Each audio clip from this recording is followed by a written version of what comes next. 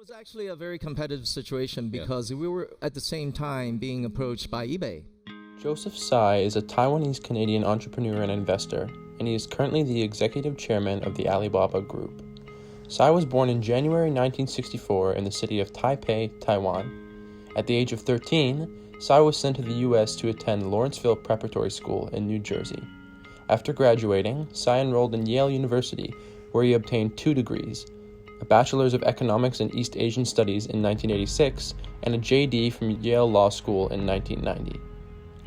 In 1995, Tsai became a member at Investor AB, where he met entrepreneur Jack Ma through one of his friends. Later in 1999, Tsai decided to leave his $800,000 a year salary and join Jack Ma in creating the Alibaba Group. Tsai initially accepted a small salary of only $600 a year, while single-handedly establishing the company's financial and legal structure.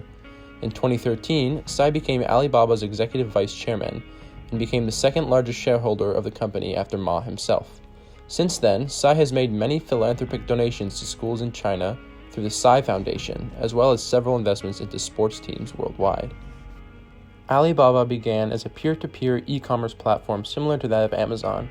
Rather than sticking to one form, Alibaba chose to dabble in every sector of e-commerce, forming various subsidiaries. Alibaba's flagship site acts as a path to connect business to manufacturer. Their other 2 major subsidiaries, Taobao and Tmall, are currently the first and second largest e-commerce stores in the world. Following, Alipay offers payment and investment services similar to that of PayPal. Alibaba is the world's largest retail commerce business. Alibaba essentially has 3 lines of business. Number 1, their e-commerce business. In North America, you call companies such as Amazon or eBay where consumers purchase product online. In China, the leading retail e-commerce platform by far is Alibaba. Not many people know, but Alibaba has extended their business to cloud computing, where it competes with Microsoft, Amazon, and Google in cloud enterprise solutions.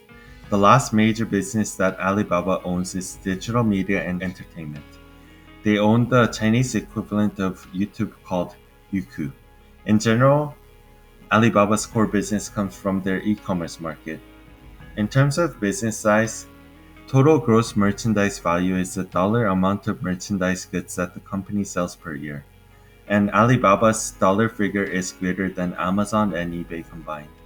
With China having the biggest population in the world, Alibaba's active members are greater than eBay and Amazon combined.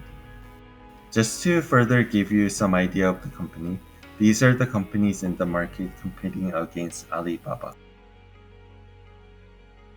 Small businesses face many problems in the market. In China specifically, businesses were previously unable to successfully market their goods to a large audience, causing their wares to get drowned out by larger corporations. Other businesses were unable to attain loans due to a variety of reasons. Alibaba has jumped on the opportunity to help small businesses since its inception with its online marketplaces and lending services. Alibaba's initial purpose when it was created in 1999 was to create a platform for Chinese businesses to trade both domestically and globally through the internet. This allowed small businesses to compete because large and small firms were using the same platform at the same price.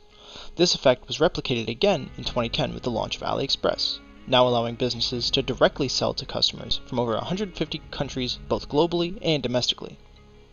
Using data-driven systems, Alibaba's MyBank service gives loans of up to $1 million Canadian to small and medium enterprises within China, which would typically not qualify with the big banks. This loan service has greatly helped the women of China who are looking to start businesses, due to the large financial gender gap present in China. Many women are unable to get loans from large banks. MyBank is the first lender of 80% of its female users, a large market which has remained untouched by big banks. Through successful investments, Alibaba has helped to close the gender financial gap in China since its launch. Why we should care?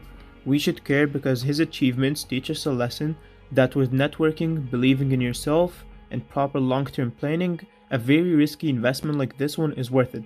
This was a risky investment because in 1999, when internet wasn't widely available and e-commerce wasn't a business yet, he left his high-paying job with a finance firm and invested in Alibaba with a small salary. We should also care because Canadian entrepreneurship is declining and we need Canadian entrepreneurs like him to empower the youth. According to the Fraser Institute of Business, Canadian startups have decreased by 13% since the early 2000s, in Canadian output decreased by 50% due to startups having a low survival rate and declining economic uncertainties. Therefore, we need to care about Canadian entrepreneurship and empower Canadian entrepreneurs. Next, let's talk about what exactly makes Joseph Tsai so important. For instance, his willingness to learn from the competition. Amazon and Alibaba are similar products, but with Alibaba releasing a full 5 years afterwards, Joseph was given the time he needed to analyze what Amazon did correctly and where it can be improved upon. For starters, he improved upon Amazon's business tools to offer more support for online businesses to succeed, such as being more prominently featured on the homepage of the marketplace, as well as unlimited product listings. He also offered larger loans to businesses to allow for more startups to have the funds to grow, and also created an ecosystem between businesses and consumers, essentially creating new online businesses. But it's not the only thing he's done. Joseph has been very focused on using his wealth and knowledge to improve upon China's economy, and has done many things to accomplish this, such as investing in 14 different startups spanning various fields, such as healthcare, media, and education, as well as supporting the people of Hong Kong during the protests in 2020, donating $50 million of his own money. In conclusion, Joseph Tsai is an extremely successful and inspiring Canadian entrepreneur. He took risks and made the best of them, forming the world's largest e-commerce business, extending it to dominate in other fields and completely crushing the competition. With Alibaba, Tsai also helped solve innumerable problems with small businesses in China, and completely changed the e-commerce industry not only in China but worldwide. Tsai was able to provide consumers with high-quality products at low costs, along with offering speedy delivery. Joseph was able to overcome the competition by learning from and improving on his own and others' faults and strengths.